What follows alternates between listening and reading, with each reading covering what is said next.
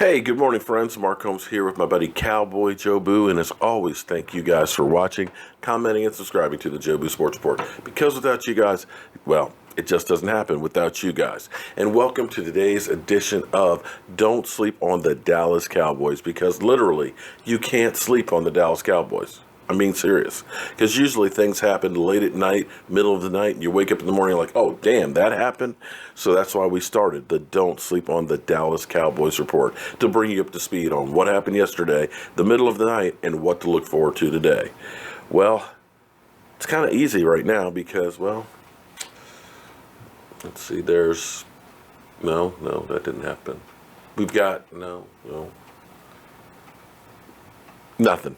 So far, nothing has happened.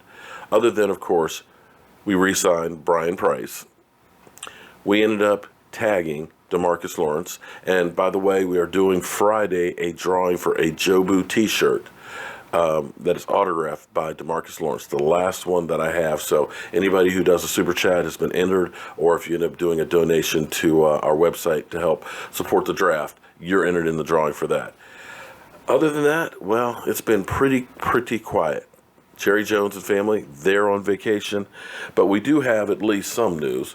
We do have Marcus Martin, a swing, you could almost say he's a swing guard center from San Francisco coming in for a visit, as well as Cameron Fleming, who could definitely be a swing tackle, if not a starting right tackle.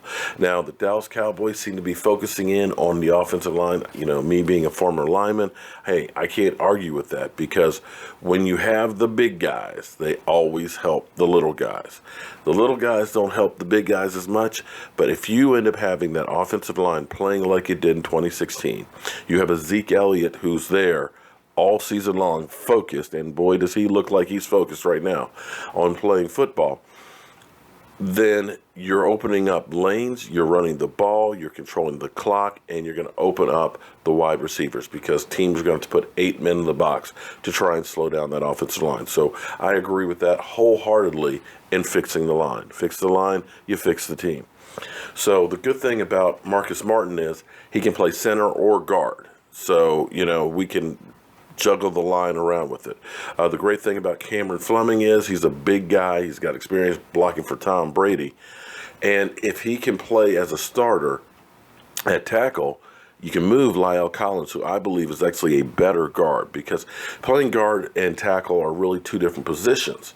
Tackles generally are worried about that speed rusher that's coming out. They're having to basically set and grab that guy and figure out which way they're going to try and make their moves, whether they're trying to swim on the outside or whether they're going to do like a jab step and rip back in. They've got to be used to being on their back feet.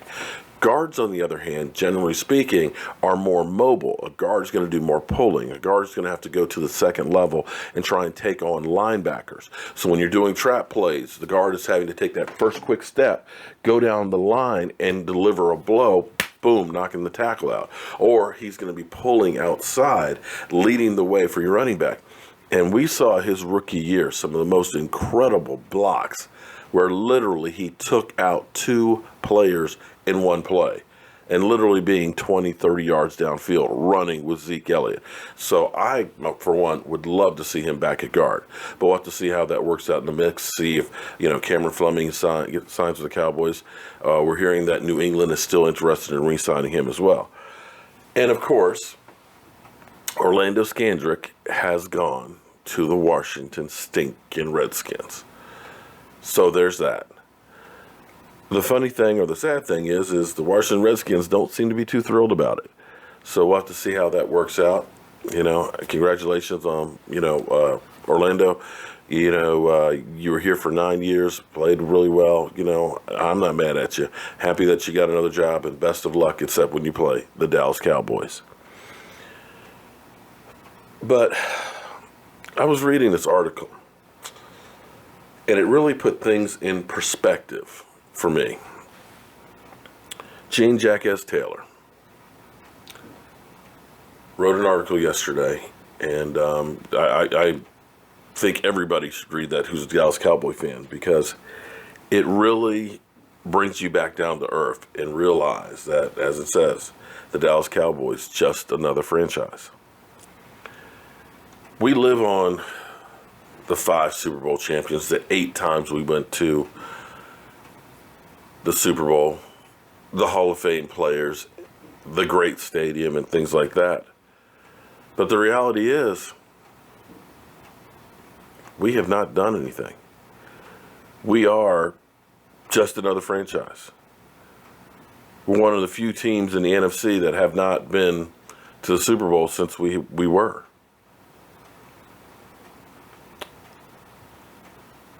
Our playoff record since our Super Bowls stinks.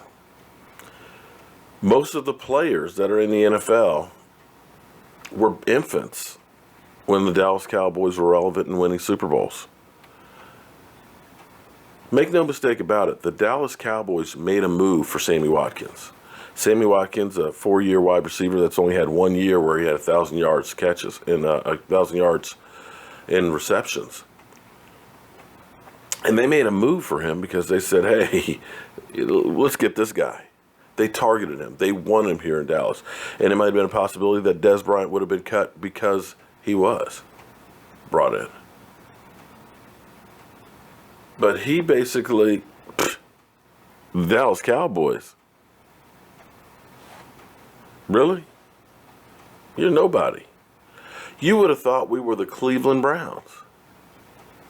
He took a look at Kansas City with Andy Reid and looks at their offense and says, you know, they're innovative.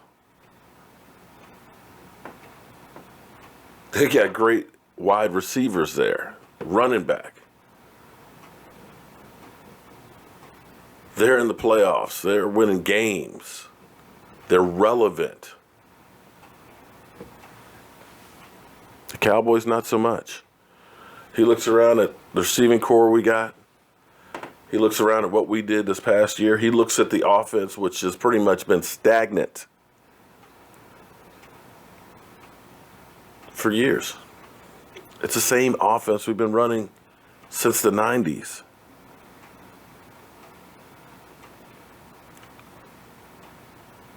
And he looked at it like, nah, bro. Not going there. I don't see anything that says to me that's a winner. And this is where Jerry Jones, who's on vacation right now during the most important time during the offseason, as we get ready for the draft in a little over a month, it makes you wonder. It makes you think, what is the plan? We got holes. We kind of look like a block of Swiss cheese right now. Hold a guard, hold a tackle, wide receiver, tight end, linebacker, one technique, safety. And if players have the perception that you're irrelevant, you don't really matter, you're not going to be there, yeah, that speaks volumes. And this is on you, Jerry.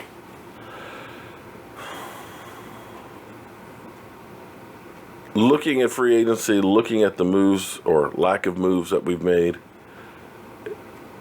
looking at doing the same thing, getting the same results over and over again, yeah, players can look and say, well, why do I want to go to Dallas? Jason Garrett, might be on the hot seat, so he might not be there the year after, or he might be there the next year. I just wonder what happened to the Maverick that used to take chances on guys like a Charles Haley or a Jimmy Johnson. A guy who wouldn't settle for anything but the best. Now, don't get me wrong. AT&T Stadium's got the best of everything. Best big screen TV ever. 1,800 TVs all over the place. Great Italian marble. Got everything there that's the best, except for the football team. And somehow, some way, We're just another team. And that seems to be okay.